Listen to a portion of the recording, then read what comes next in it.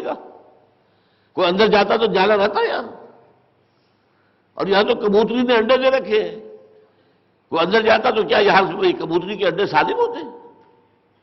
اور وہاں تھے حضور اور حضرت ابو بکر، اور حضرت ابو بکر کہہ رہے تھے یا رسول اللہ، اگر ان میں سے کسی نے اپنے قدموں کی طرف بھی نگاہ ڈال لی تو ہم نظر آ جائیں گے۔ آپ فرما رہے ہیں لا تحزن ان اللہ معنا، گھبراؤ نہیں، اللہ ہمارے ساتھ ہے۔ ثانی اثنین اذ ہما فی الغار، دو میں کا دوسرا، دو ہی تھے نا، دو میں کا دوسرا جبکہ وہ دونوں غار میں تھے۔ پھر وہاں سے نکل کر گئے ہیں، اعلان تھا 100 اونٹ ملیں گے جو شخص محمد کو زندہ یا مردہ لے آئے، لاش لا کے پیش کر دے 100 اونٹ، سر لے آئے 100 اونٹ، زندہ پکڑ کر لے آئے تو پھر تو کیا ہی کریں۔ 3 دفعہ وہ بالکل سراقہ ابن مالک حضور کے قریب پہنچ گیا ہے، لیکن اس کے گھوڑے کے اگلے دونوں پاؤں دھس گئے زمین کے اندر، ریت کے اندر۔ پھر دیکھ ایک دفعہ اٹھا، پھر ہوا 3 دفعہ، پھر وہ اتر کر آیا، اس نے معافی مانگی، اور حضور نے فرمایا سراقہ میں تو تمہارے ہاتھ میں کسریٰ کے کنگن دیکھ رہا ہوں۔ اور پھر بعد میں حضرت عمر کے زمانے میں جب ایران فتح ہوا ہے اور مدائن کا اتنا بڑا خزانہ مسلمانوں کے ہاتھ میں آیا ہے، وہاں کسریٰ کے کنگن بھی تھے، تو پھر وہاں پر حضرت یہ ایمان لا چکے تھے، سراقہ ابن مالک کو بلایا گیا، انہیں پہنایا گیا، دیکھو حضور کی وہ جو پیشن گوئی پوری ہوئی۔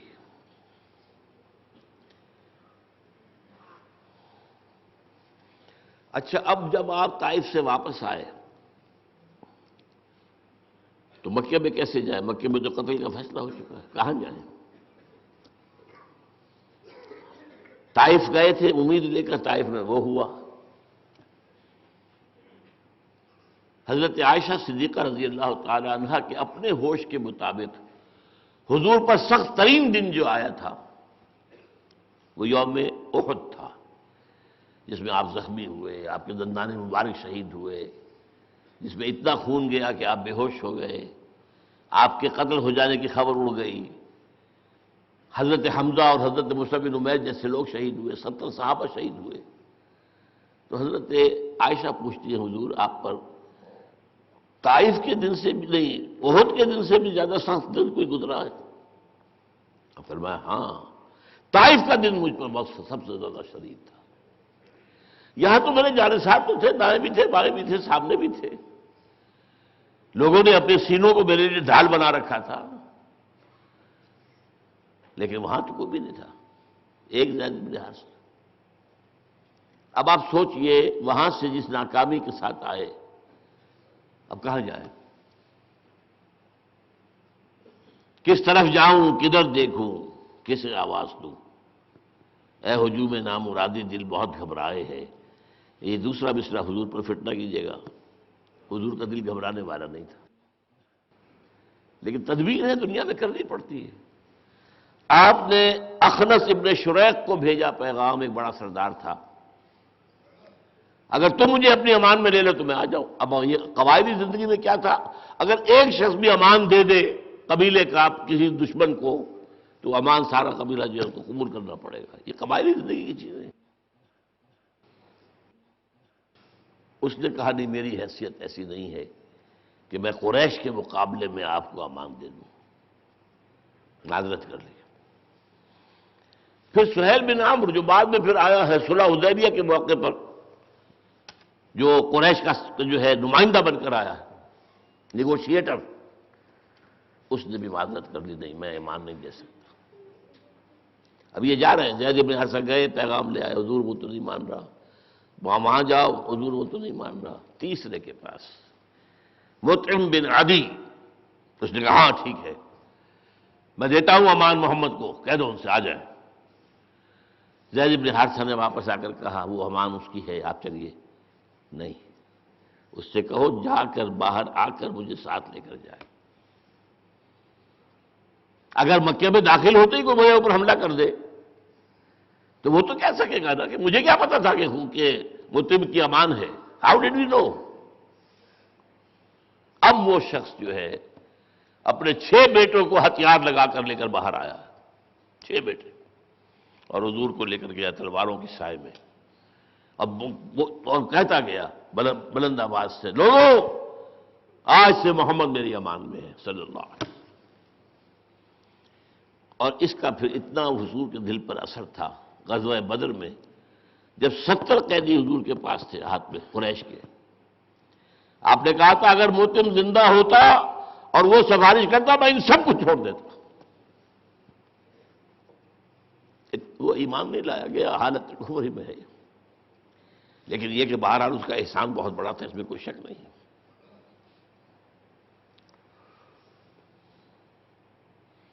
اچھا، یہ جو دور تھا جب سے حضور کو پروٹیکشن حاصل ہو گئی تھی، اس کا بھی ایک واقعہ ہے کہ اس دوران میں ابو جہل ایک مرتبہ اپنے حواریین کو لے کر بیٹھا ہوا تھا.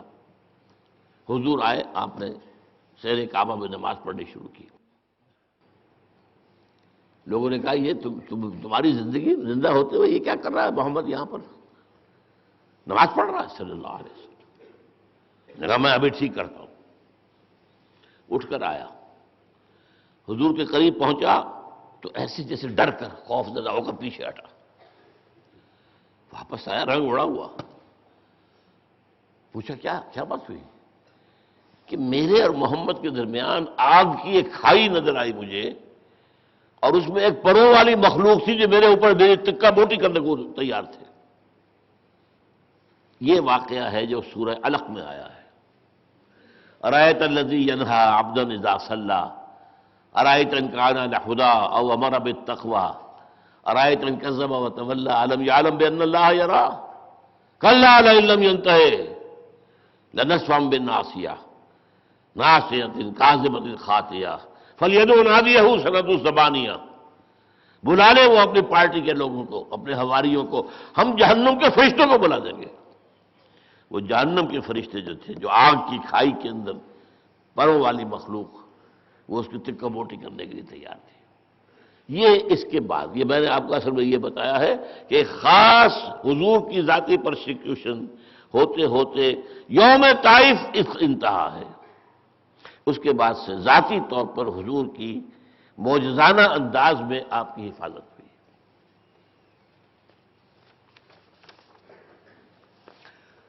اب اسی کا ایک اثر کیا ہے، اسی سن میں حج کا موقع آیا، سن 10 میں. اب حضور مطعم بن عدی کی امان میں تھے. آپ تبلیغ کرتے تھے آزادانہ. حج کے موقع پر آپ لوگ ٹھہرے ہوئے ہیں، آپ تبلیغ کرتے پھر رہے تھے. ایک گھاٹی چھوٹی سی میں دیکھا، تنگ سی گھاٹی میں 7 آدمی ہیں حاجی. خزرج کے حاجی تھے وہ، خزرج مدینے سے آئے ہوئے. حضور نے ان کے سامنے اپنی دعوت پیش کی. انہوں نے کننچیوں سے ایک دوسرے کو دیکھا.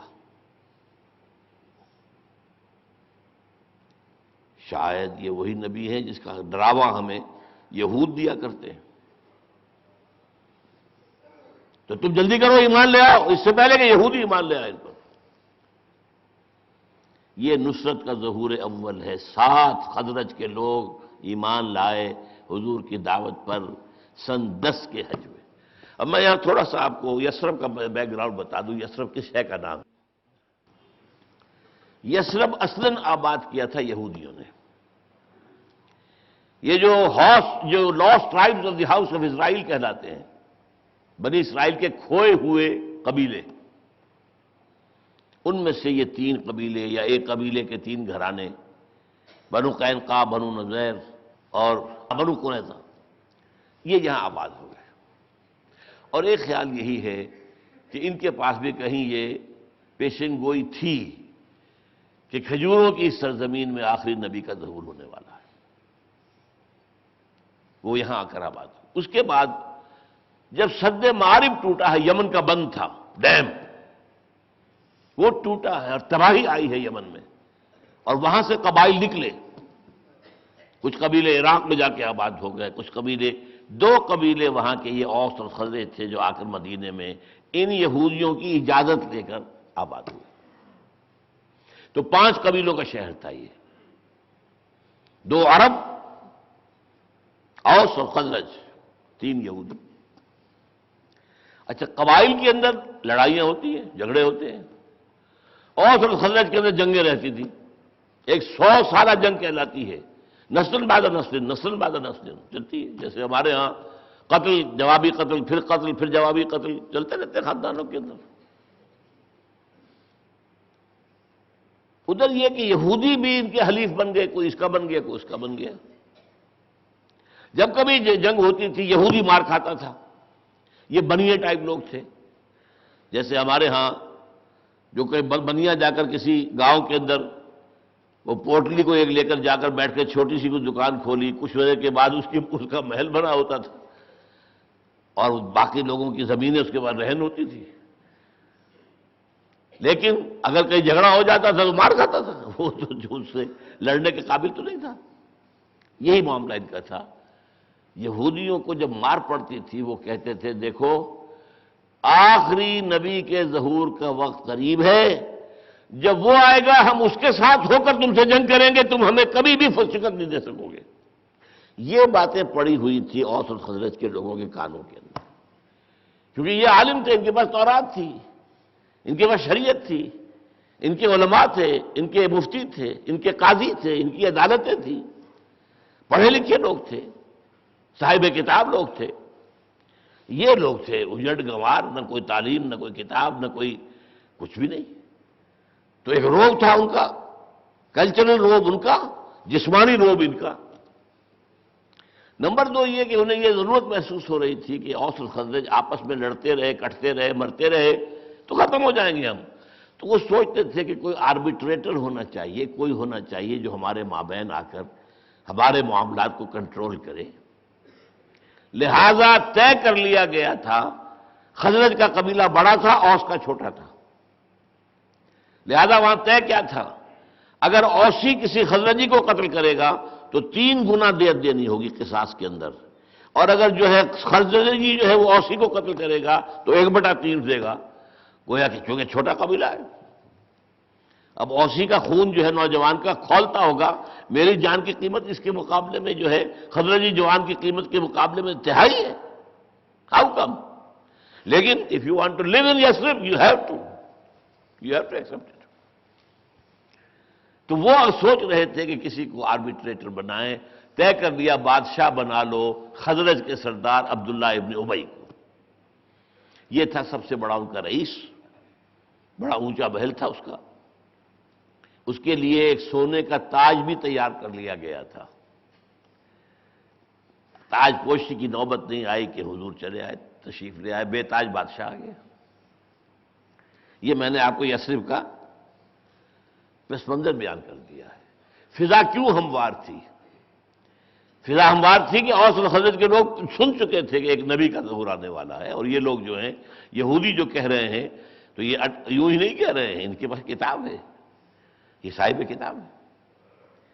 بہرحال سن 10 میں تو حضور نے کسی سے بیعت نہیں لی، اگلے سال 15 آ گئے، اب آپ نے بیعت لی، بیعت عقبہ اولا۔ اب انہوں نے کہا حضور ہمیں کوئی مقری، کوئی پڑھانے والا دیجئے، ہم تو آپ سے تو ملاقات کر سکیں گے 1 سال بعد، ورنہ تو وہاں راستے تو محفوظ ہوتے ہی نہیں تھے، سفر تو جو ہے محفوظ تھا ہی نہیں، وہ تو اشہر حرم جو ہے اس کے اندر لڑائی بند ہو جاتی تھی۔ تو آپ کی خدمت میں ہم آئیں گے 1 سال بعد، تو ہمیں کون پڑھائے قرآن؟ تو آپ نے مصعب بن عمیر کو بھیجا رضی اللہ تعالیٰ عنہ، اور کچھ دنوں کے بعد عبداللہ ابن ام مکتوم کو بھیجا۔ مصعب بہت مشہور ہوئے، بہت کامیاب ہوئے، ان کا نام پڑ گیا المقری، جا المقری، المقری، پڑھانے والا، پڑھانے والا، پڑھانے والا۔ قرآن کی تعلیم جو حضرت مصعب اور عبداللہ ابن ام مکتوم کے ذریعے ہوئی، اس کے نتیجے میں اگلے سال حج میں 75 افراد، اوس کے بھی اور خزرج کے بھی، اور ان میں سردار بھی موجود تھے۔ اب ہوئی ہے بیعت عقبہ ثانیہ، یہ جو ہے ڈیسائسو بیعت، یہ سن 12 کے حج میں ہوئی۔ سن 10 کے حج میں 7 صرف خزرج کے لوگ ایمان لائے، سن 11 کے حج میں 15 آدمی آئے اور بیعت عقبہ اولا ہو گئی۔ سن 12 کے حج میں اب ایک 75 آدمی آئے اور بیعت عقبہ ثانیہ ہو گئی، اور بیعت عقبہ